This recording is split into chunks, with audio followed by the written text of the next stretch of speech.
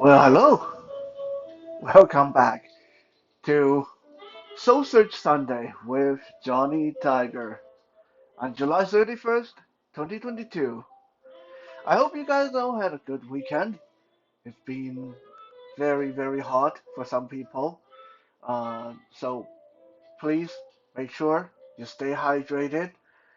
If you get too hot, if you're starting to overheat, make sure to jump in the shower. Okay, there's no shame in that. It is okay. Uh, I do that a lot if I'm at home, even when I'm outside. If I'm like traveling or working uh, outside the house, if it's really getting hot, I'll go to the bathroom and just soak my hair down. So at least my hair would be wet, and this will keep me cool for quite a while, actually. Now, yeah, I know some people say, yeah, but it's so unseemly to have walk around with wet hair when you're working. Well, hey, if you want to get some work out of me and you don't want me to overheat and start getting cranky, you have to put up with my wet hair. That's that's just that. Plus, if I just sit there and start sweating, I'm going to be wet anyway, so I might as well be comfortable if I'm going to be wet. So, yeah, please, please, please remember, hot weather like this, water is your best friend.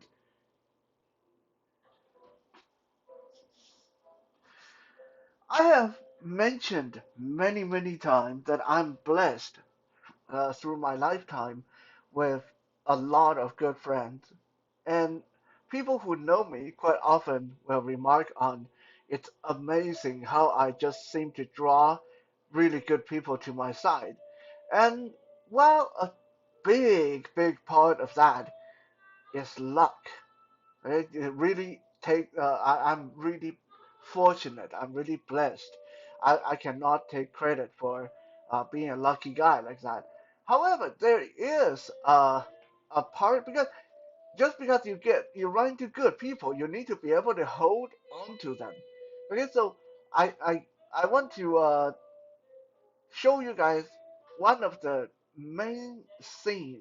Uh, Almost every one of my friends, that if I ask myself, I wonder what does George get out of this friendship? I wonder what does Chris get out of this friendship? I wonder what does so and so get out of our friendship? If I ask myself and if I want to be absolutely honest, there is one common factor that almost all of my friends enjoy, which is talking to me. Yeah, I know. That just makes me feel a little bit inflated, like I got an inflated sense of ego. But no, I'm saying this without a trace of over exaggeration. Even when I was a child, I've always been a relatively fun person to talk to. This is why, out of my uh, me and my four other siblings, I'm the only person. I have always been the only person my father would have long talks with. Even though a lot of time we don't get along with each other, but I can sit there and wax politics and history and religion and uh, uh, women and sex and society with my dad for hours, while a lot of other people uh, cannot stand talking to my father, and my father can't stand talking to them. I have always been, even when I was a child, I was that child that he would wake me up 3 in the morning because he needed someone to talk to. So, yes, this is without any sense of uh, arrogant, without any sense of being cocky. This is one of Johnny Tiger's very strong attribute is Johnny Tiger is actually quite fun to talk to. But everyone can be fun to talk to. Unfortunately, a lot of people are not. So, for the next few Soul Search Sundays, I'm going to talk you guys through uh, the secret of my trade.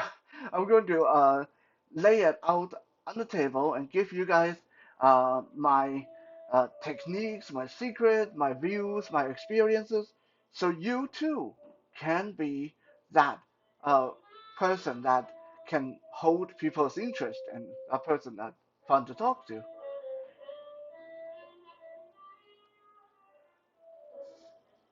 If you have ever asked yourself, I wonder why people don't want to talk to me. I wonder, I'm a really nice guy, really. I'm nice to people. Why don't people want to talk with me? Maybe maybe if you have asked questions similar to that, maybe by the end of the next 2 or 3 weeks, your answer will have been uh, found. Your question will be answered, uh, and maybe this will help you. Maybe this will help somebody further down the road. Now, before we go into today's episode, let me quickly say that conversation is fluid. Situations are fluid. There's no one size fit all solution.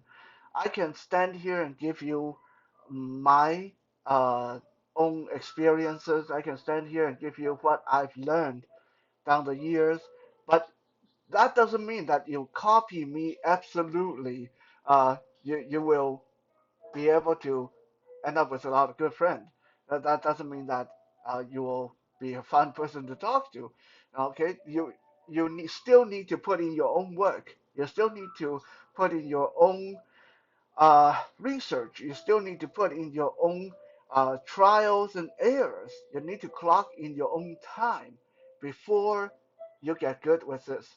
Because while conversation and situations are fluid, they also need to be natural, which means if you are talking to your boss, you probably want to uh, talk a little bit different from if you're talking to your sibling. And then when you talk to your best friend, you probably want to talk a little bit different than if you were talking to your dad. Okay, so don't take this next few episodes as gospel truth and it have to be do uh, done the way I say they have to be. That's not what I'm saying. I'm just giving you guys a bit of uh, a bit of a help. I'm giving you a hand up so you know where to start.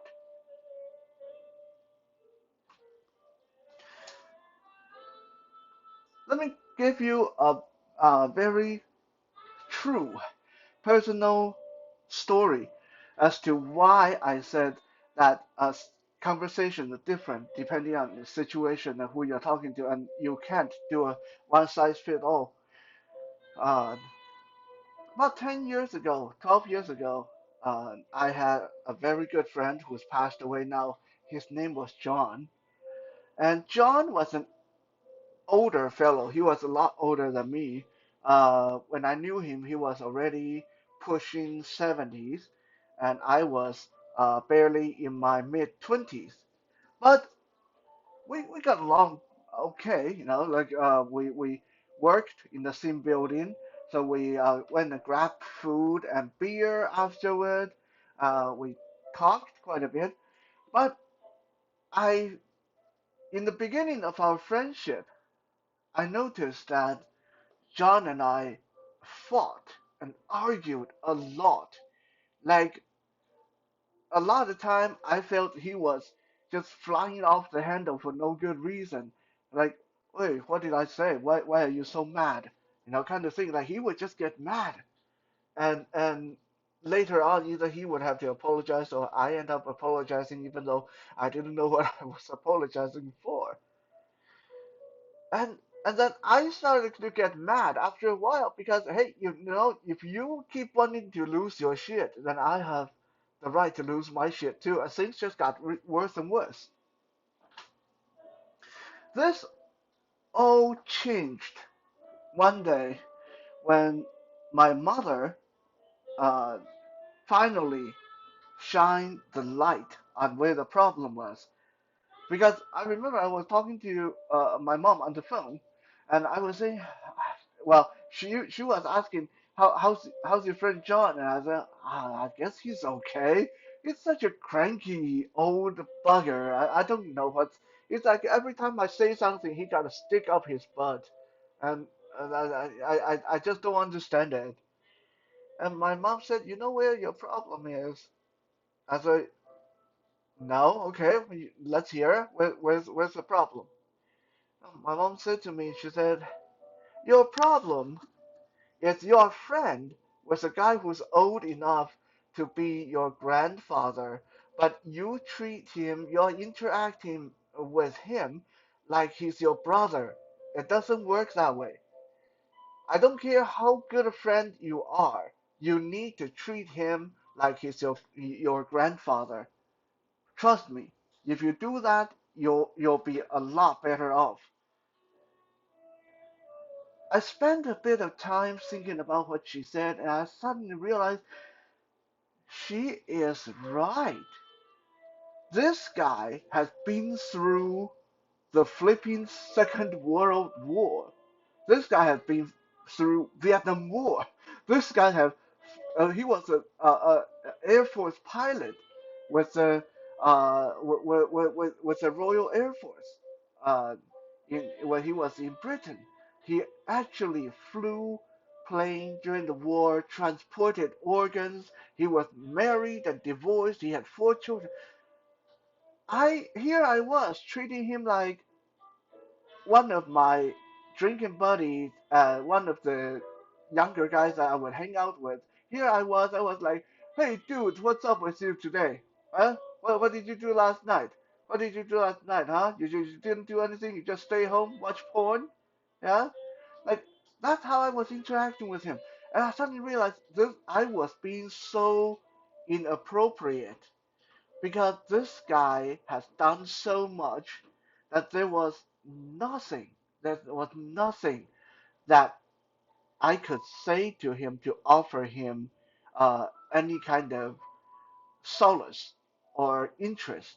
And yet, here I was thinking that I could go on and talk to him about video games and college and stuff like that, and treating him like he was one of the guys my age.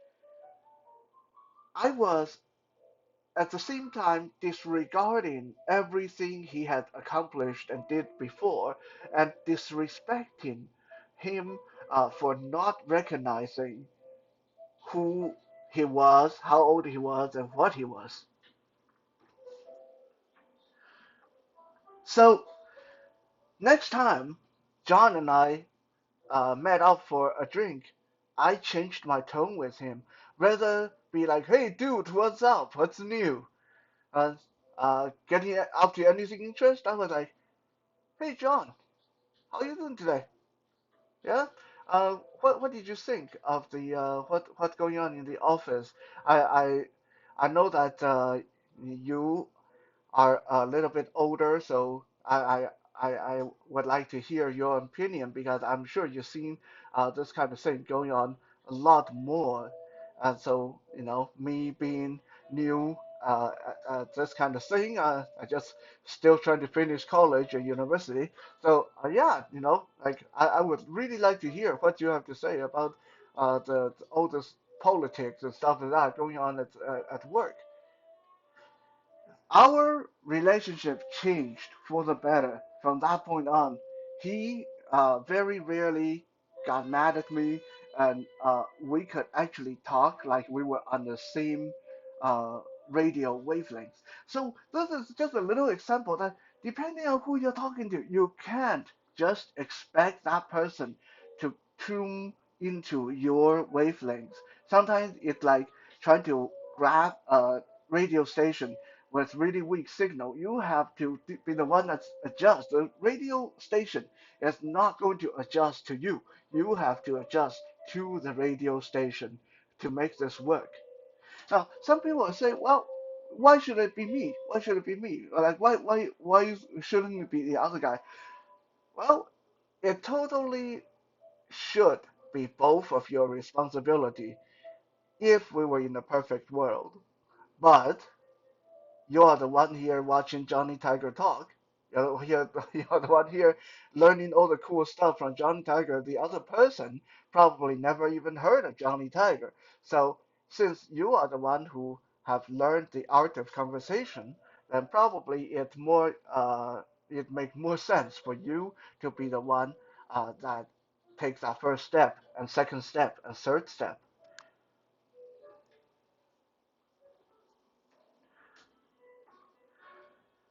When it comes to the art of conversation, how to be a person uh, talk, who can talk right, who can be that person that people like to talk to. There's so many different facets. This is why there's going to be multiple episodes on this topic. I don't want to cram everything in one episode, and then you guys end up getting overwhelmed and have to rewatch this 2 hour episode over and over again, right? So uh, today, let's narrow this down and just look at uh, the nature of being a good conversation. What is really a good conversation? What is a good talk? What is the nature of a good talk? And I have consolidated everything down to a simple four-letter word that you guys can remember very easily. You have heard people say something like paying lip service to somebody, right? So what I say is lip service is not enough. You want to pay flip service. FLIP. Okay, remember FLIP, flip. Remember to pay flip service. And you have, in a nutshell, uh, already starting to understand the nature of being someone who people like to talk to. So what does it stand for? FLIP. What do these letters stand for? This is not for you to go grab the guy and flip them around like a WWF wrestler. F in this case stands for forgiving. No one like to talk to somebody uh, when they feel like they're on trial, when they feel like they're being tested, when they feel they are talking to a lawyer. Okay, uh, nobody like no one like that. And unfortunately, a lot of us sometimes get conditioned into doing something like that because our parents love doing that to us, our teachers love doing that to us. When we're growing up, a lot of people do that to us. Okay? Every word have to be exact, every word have to be accurate, but a real conversation have to be forgiving.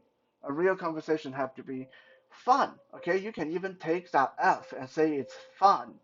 Uh, and if it's not forgiving, it's definitely not going to be fun. Okay.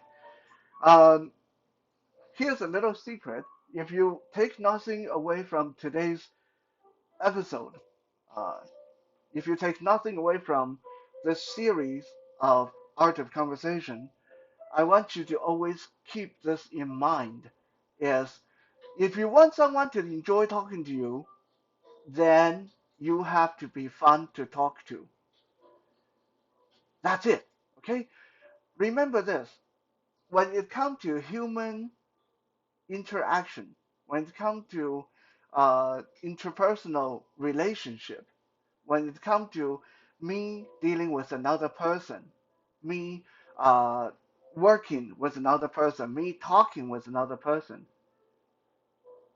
70% is emotion. Only 30% is fact. 70% is emotion. Only 30% is fact. For example, let's say there's two restaurants, two Chinese restaurants. They both sell the same food, and they both have the same price. Maybe one is even slightly better tasting than the other, but I'll go to the one that is not quite as good tasting because that one make me feel like a king when I walk in there. Make me feel good, right?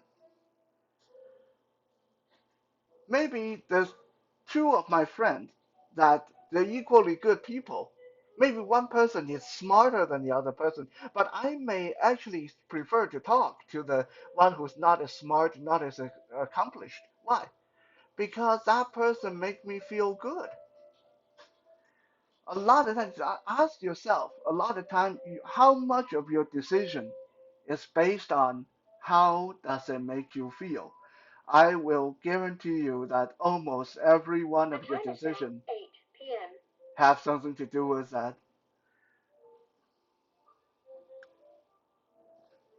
So taking that, we can understand then very easily why if you're not forgiving when you're talking, then people don't want to talk to you because every time they open their mouth, they feel like they're on a debate team. They feel like they're one of those politicians that if even if they stutter or they cough or they burp or they fart or if they mispronounce something, someone is you or someone is going to jump down their throat and point it out.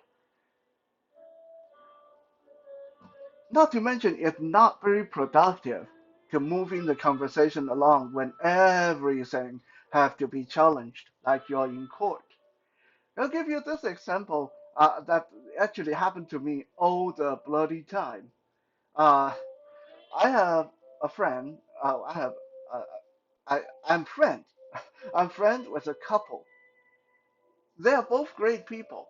I love them dearly, but I hate talking to them at both of them at the same time because a lot of time, uh, let's say I ask them, hey, what did you guys do last weekend? Perfectly innocent question, right? So the guy would say, "Oh, last weekend, yeah, we took a road trip to uh, we took a road trip to Whistler, and yeah, you ought to seen it. We got off super early. We got off at 6, and then the woman, the female, would cut it. No, no, no, no, no, you're wrong. We got up at 6:30, and the guy was like, no, no, we got up at 6. 6:30. No, no, I think it was 6. You got up at 6:30. Yeah, I got up at 6. No, you did not. You got up at 10 after 6. And I'm here like, hello, hello, road trip. Can we move along? I don't really care when you guys got off. Yeah. And when you have to deal with that all the time, it's tiresome and it's tedious.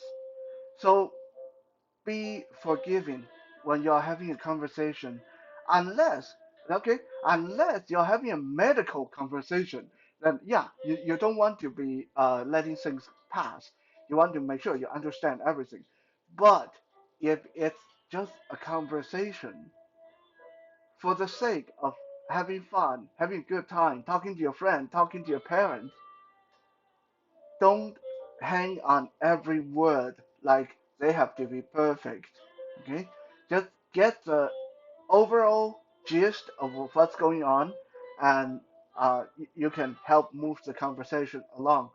But forgive their little transgression, forgive those little slip of the tongue, forgive them when they pronounce things wrong, and so on and so on. Right? I'll give you another example of why it's really problematic when people are not forgiving.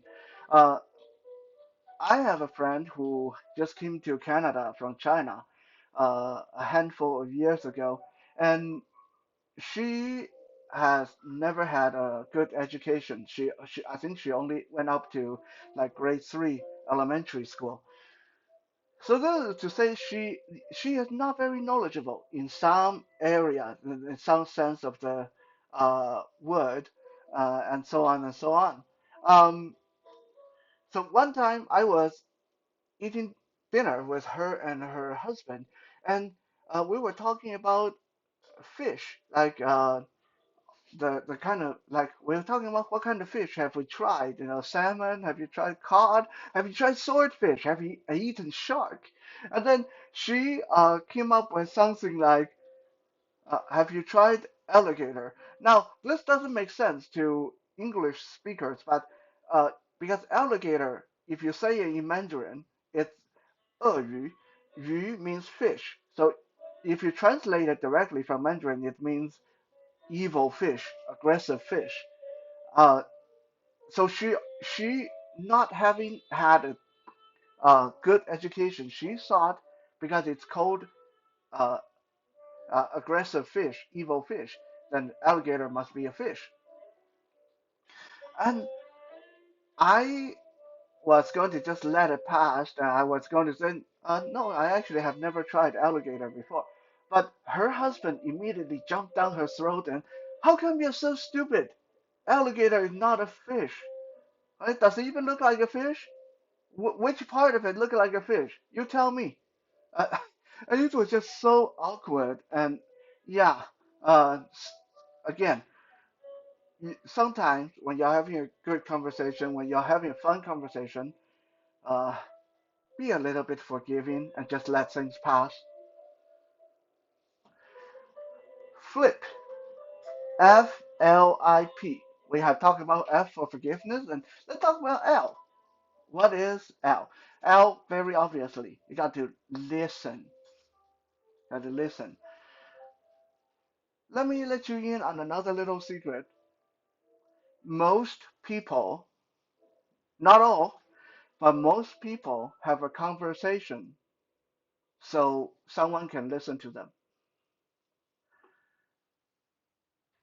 Yeah, I know this sounds like totally one-sided, like people are selfish.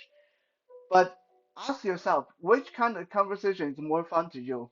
The kind of conversation where you can say what's on your mind and people actually get what you're saying and they're interested, they'll ask you questions and you get to say your piece, or the kind of conversation that people just keep talking about things you have no idea of and you have no idea what they're talking about and you are trying to listen, but it's so confusing and they don't seem to care if you are getting it or not.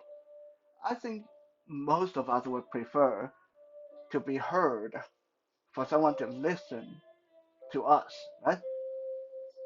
So understanding that, this honestly, this was something that I didn't quite grasp until I was in my mid twenties. I'd say in my mid twenties, I lost a few friends, and it was so WTF, really. It was like the kind of situation where there's no fight, there's no argument, but suddenly uh, they stopped talking to me. Suddenly they didn't want to go out anymore. Suddenly they didn't want to answer my phone call. They didn't want to talk. I didn't do anything wrong, as far as I knew. I didn't say anything to offend them, but suddenly they didn't want to be my friend anymore. And it's not until afterward, not until later, that it came to my attention that what happened was these were people that I really, really like to talk to, and not just talk to, I really like to vent to. Which means every single time I went out with these people, we sit down at the restaurant and immediately, uh, if they ask me, so how's your family? I would start in a, oh my God, my family just like everything's so confusing. My dad is driving me crazy. My mom is this. My brother is in jail, and my uncle is dying, and my auntie just called me the other day, and I couldn't seem to understand what she was trying to say, and they don't understand how hard it is being blind and going to school and so on and so on. Like I would unload my worldly woes, my worldly pain onto these people. I didn't even realize I was doing that until I lost them. So now, when I hang out with people, I make sure that I give them the stage as much as possible. Okay, I mean, obviously, you don't want to do that all the time and the entire time because then you are not having fun. But just remember the focus of a good conversation. If you want to be that person who people like to talk to, then you want to be the listener. You don't want to be the one who talk the entire time.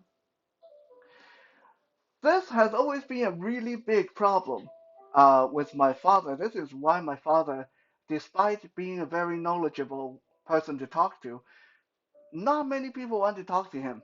I remember about 8 or 9 years ago, my dad used to have a guy that they would go and walk their dog together and they would go eat lunch together. And suddenly the guy didn't want to hang out with my dad anymore. And then my mom phoned the guy and said, "Hey, did you and my husband have a fight?" And the guy said, "No, no, I just don't. It's not fun. It's not fun hanging out with your husband. I sit down with him for 1 hour and he talks for 58 minutes. The only thing I get to say is hello and goodbye. Why would I want to go out for lunch with a guy like that?" So listen is a big element in becoming a good person to talk to, a fun person to talk to.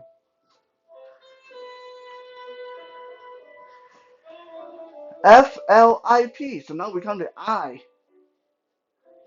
Now I can either be you want to be interesting, which we'll address in a later episode how to be interesting. But it's more importantly, you want to be interested. Just listen is not good enough, right? Like if uh, if I just talk to someone and I feel like I'm just lecturing them all the time, then I don't want to talk to that person. Then I might as well come and do a Johnny Tiger Soul Search Sunday.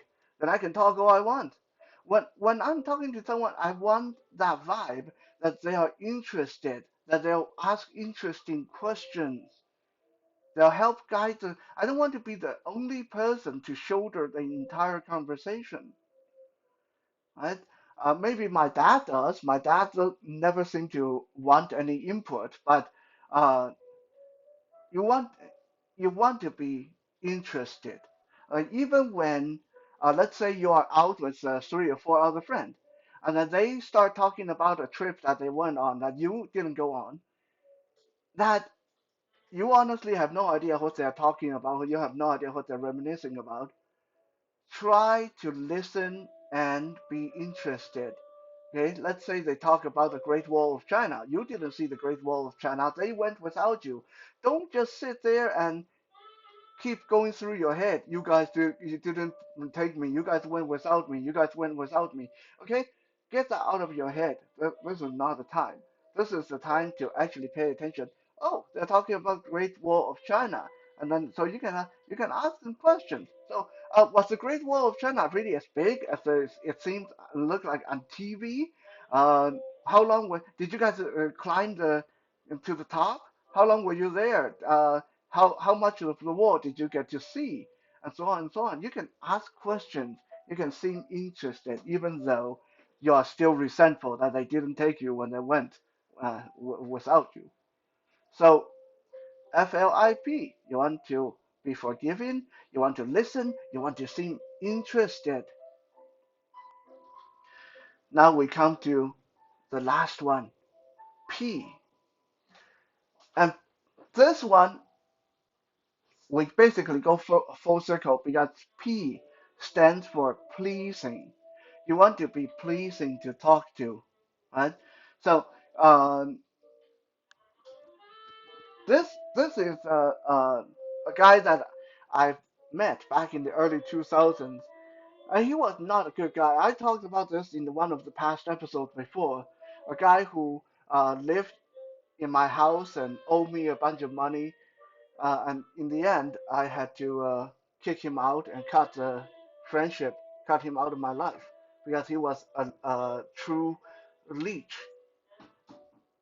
But I said it back then, and I'll still say it today. If I was a millionaire, if money was not an issue, I would totally call that guy up and say, "Come, leech off of me. Please be in my life." Why would I do that? Because that guy was fun to talk to. He was pleasing to talk to, right? That guy, despite of his many flaws, being a leech, being a liar, being a bum, being a person with addiction issues, he was one of the most pleasing people I've ever had the pleasure of speaking with. And yeah, that's really saying something because he is a guy, and I'm not, I'm not homosexual or anything. Uh, but he actually was really pleasing to talk to. And why was he so pleasing to talk to? Because he was interested and he was great at listening, but also he was very, very mild and very happy sounding. This is something that my current partner, Kitten, why one of the reasons why I love her so much, because Kitten is so happy and sunny a lot of the time that she is a very pleasing person to be with. If I'm trying to talk to you and you just go, oh, uh huh, uh huh, so, yeah, what did you do? Like, after a while, I would feel like, ah, God, why am I doing this? Like, why don't we just sit quietly for a while? Yeah, so, but if I'm talking to you and you're like, mm-hmm, yeah, wow, whoa, that is so cool, dude. That is so awesome. I bet that felt so good, right? Did it feel good? Yeah. What did you do then? What did you do then? Oh, wow, that is so awesome. Like suddenly it's different, right? You're still making noises, but the entire feel, the entire mood is different. So FLIP, be forgiving, make sure you listen, make sure you stay interested, and stay pleasing. And this is the very basic four element you need to start being a fun person to talk to. Next week, we'll come back and we'll address the next big step in this series on the art of conversation. Thank you for listen to me talk. I hope you guys stay interested for the whole time. I'll be back again tomorrow for the Music Monday. For now, have a good night.